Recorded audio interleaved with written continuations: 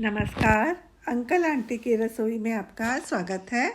आज हम बना रहे हैं सबका ऑल टाइम फेवरेट गर्मा गर्म आलू का पराठा। देख के मुंह में पानी आएगा आपके। तो इसको बनाने के लिए मैंने 3 आलू उबले हुए ले लिए हैं जिनको छील लिया है, और थोड़ी सी धनिया पत्ती बारीक कटी हुई, और एक प्याज बारीक कटा हुआ जिसका पानी निचोड़ लिया है, और थोड़ा सा धनिया को ग्रेट कर लिया है, 4 हरी मिर्च को बारीक काट लिया है, और थोड़ी सी कसूरी मेथी। तब इन सारे आलू को हमने एक बाउल में मैश कर लिया हाथ से। तो इस तरह से हम मैश करेंगे, और अब इसमें हम ऐड कर देंगे जो बारीक कटा हुआ हमारा प्याज है, साथ में ही इसके कटी हुई धनिया पत्ती,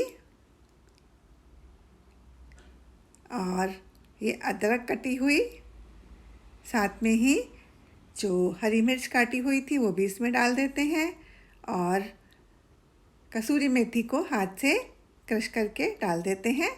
तो इन सारे मटेरियल से हमारे 5 पराठे बन जाएंगे।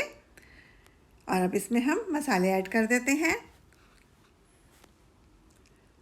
तो 1 छोटा चम्मच इसमें धनिया पिसा हुआ डाल दिया, धनिया पाउडर, और 1 छोटा चम्मच ही इसमें लाल मिर्च पिसी हुई डाल दी, 1 छोटा चम्मच इसमें नमक का डाल दिया।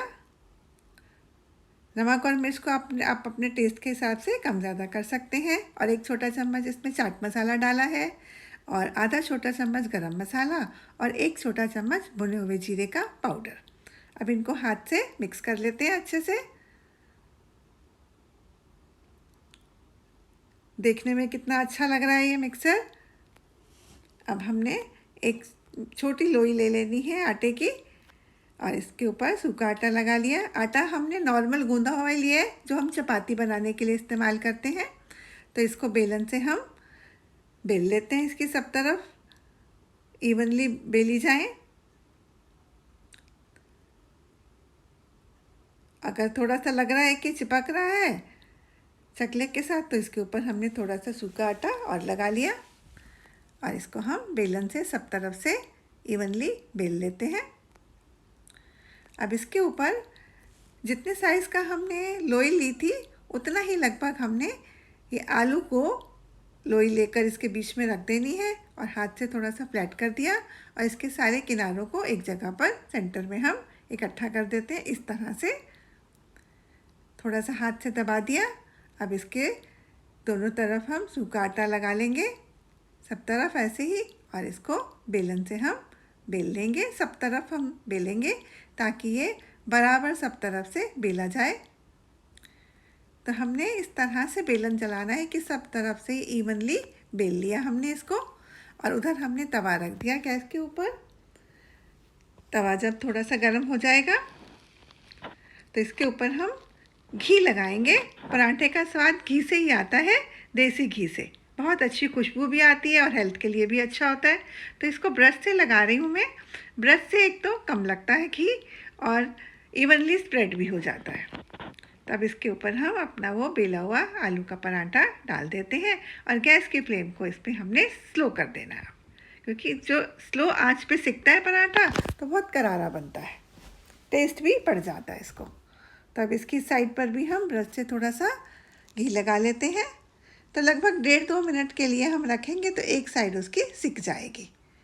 ध्यान रखें कि फ्लेम जो है वो स्लो ही रहेगी हमारी। तो हमने इस साइड पर भी थोड़ा सा घी लगा दिया, और अब हम इसको देखेंगे। दूसरी साइड इसकी पलट देते हैं। हाँ, इसको हाथ से हम थोड़ा थोड़ा बीच में दबाते रहेंगे, इससे जो पराठा है वो अच्छा क्रिस्प हो जाता है। तो इस साइड भी 1-1.5 मिनट लगेंगे इसको भी पकने में।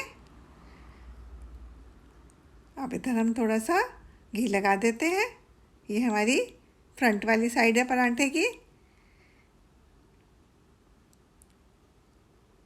अब इसको हम थोड़ा सा दबा देंगे, और इसकी दूसरी साइड भी पलट कर हम देखेंगे। तो इसको ऐसे ऐसे हमने हल्के हल्के प्रेस करते रहना है। अब इसकी पलट देते हैं। क्योंकि ये स्लो आंच पर पक रहा है तो आराम से पक रहा है और बहुत अच्छा क्रिस्पी हो रहा है पराठा हमारा। अब इस साइड को देखा, अब दूसरी साइड को फिर से देख लेते हैं। तो दोनों साइड को हम बीच बीच में पलट लेंगे ताकि हमारे पराठे की दोनों साइड अच्छे से सिक जाए, करारी हो जाए।